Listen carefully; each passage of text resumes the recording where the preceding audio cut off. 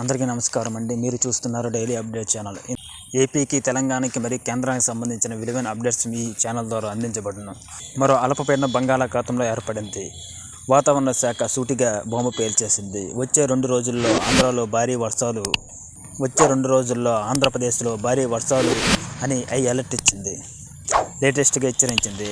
ఏ జిల్లాల్లో ఎక్కువ ప్రమాదం ఉంది, ఎప్పుడు వర్షాలు కురుస్తాయి, రైతులు మరియు మత్స్యకారులు ఏ జాగ్రత్తలు తీసుకోవాలి, మొత్తం డీటెయిల్గా ఈ వీడియోలో చూద్దాం.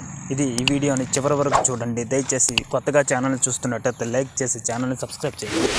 నైరుతి బంగాళాఖాతం శ్రీలంక తీరానికి అతి దగ్గరలో కొత్తగా అల్పపీడనం ఏర్పడింది.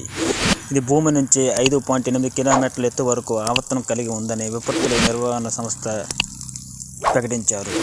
వచ్చే 24 గంటల పశ్చిమ వాయువ్య దిశగా నెమ్మదిగా కదిలే అవకాశం ఉందని తెలిపారు.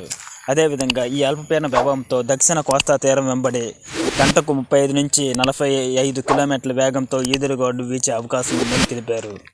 అందుకే మత్స్యకారులు సోమవారం వరకు సముద్రంలో వేటకు కఠినంగా హెచ్చరికలు జారీ అయ్యాయి.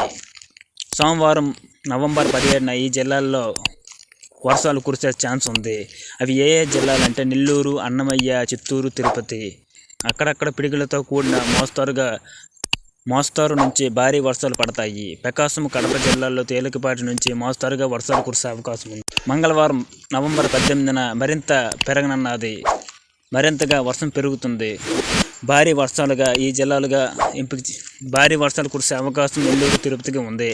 అదనంగా ప్రకాశం, సత్యసాయిబాబా, కడప, అన్నమయ్య, చిత్తూరు జిల్లాల్లో అక్కడక్కడ పిడుగులతో కూడిన తేలికపాటి నుంచి మోస్తరుగా వర్షాలు పడతాయి. వాతావరణ శాఖ ప్రకారం నవంబర్ 21 నాటికి మరొక అల్పపీడనం ఆగ్నేయ బంగాళాఖాతంలో ఏర్పడే అవకాశం ఉంది. ఈ వ్యవస్థ బలపడితే రాబోయే రోజుల్లో వరుసగా భారీ వర్షాలు పడే అవకాశం ఉంది. ఇప్పుడు డేటా ప్రకారం నవంబర్ 24 నుంచి 27 వరకు కోస్తా ఆంధ్ర మరియు రాయలసీమ జిల్లాల్లో అక్కడక్కడ మోస్తరు నుంచి భారీగా వర్షాలు కురిసే అవకాశం ఉంది. ఈ 4 రోజులు వర్షాలు ఎక్కువగా పడే అవకాశం ఉంది. కాబట్టి ప్రజలు, రైతులు, విద్యార్థులు ముందుగానే ప్లాన్ చేసుకోండి.